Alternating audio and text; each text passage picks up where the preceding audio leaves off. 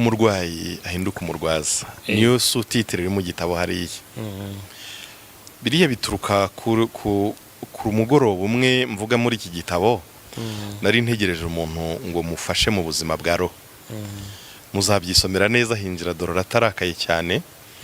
Aza kumbwira ijambo, ambwira amagambo menshi, harimo nuko atazagaruka mu misa, nuko ashaka ko tumufungira amasakaramentu, afite n'umujinya mwinshi, arakariye kiliziya, arakariye Imana mu buryo bukomeye. Hanyuma ibyo birangiye aza kumbwira ijambo rikomeye, arambwira ati ubu ngubu rero nihoreye ku muryango nashatsemo, ariko uretse no kuba nihoreye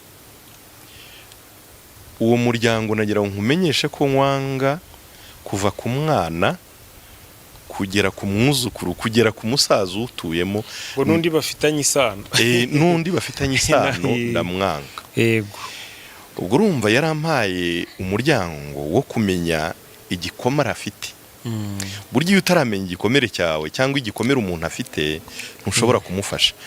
Aho nari mpise ninjira mu muryango w'igikomere afite, nubwo bimwe yaramaze kubimbwira, ariko nshaka rero kumenya ngo uburemere nako uburebure bw'icyo gikomere bureshya gute. Niho mvuga ngo ntaza kwitiranya, mu gitabo zabisanga, ntaza kwitiranya uruzi n'ikiziba. Yego. Ushobora gutekereza ko ari ikiziba kandi ari uruzi rurerure, ari n'inyanja.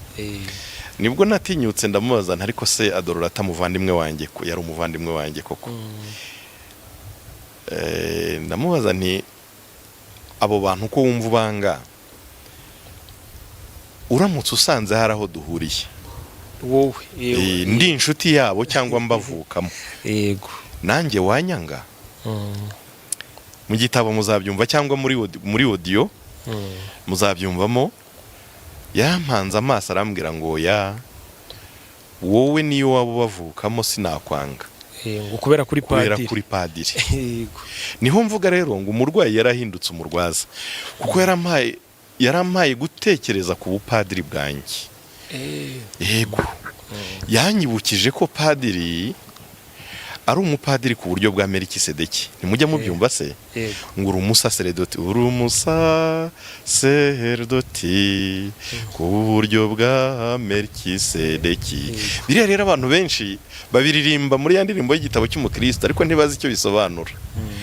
Naho mu ijambo ry'Imana badusobanurira yuko Melikisedeki yari umuherezabitambo, ariko ntabwo inkomoko ye ntibayizi, ubwoko bwe ntibabuzi, ndetse n'aho avuka n'abamubyaye ntawubazi.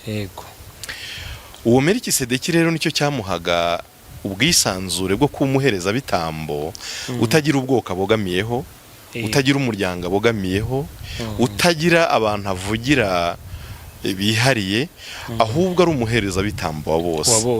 Ubwo urumva Dororata yanyibukije ko ndi umuherezabitambo wa bose, ko niyo naba mvuka mu bwoko yanga cyangwa mu muryango yanga, jyewe ntacyo bindebaho, kuko tuba ijwi ryumvikana ry'amajwi menshi atumvikana.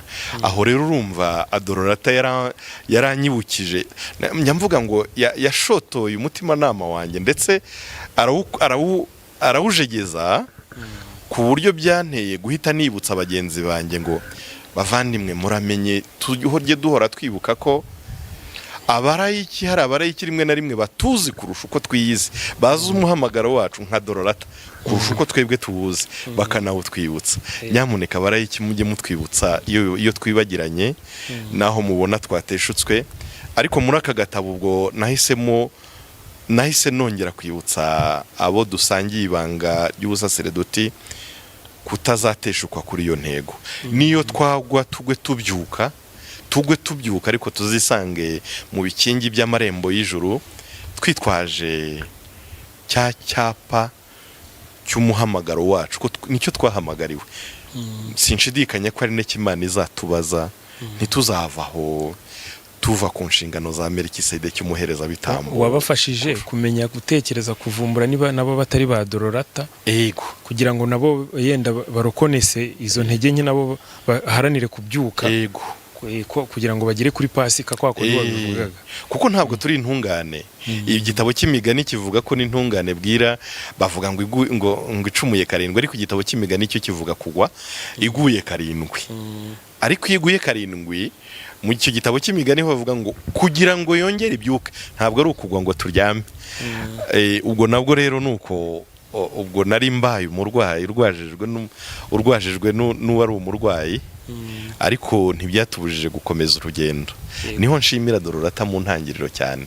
Harya wari wambajije none ngo nakubajije noneho uburyo noneho formule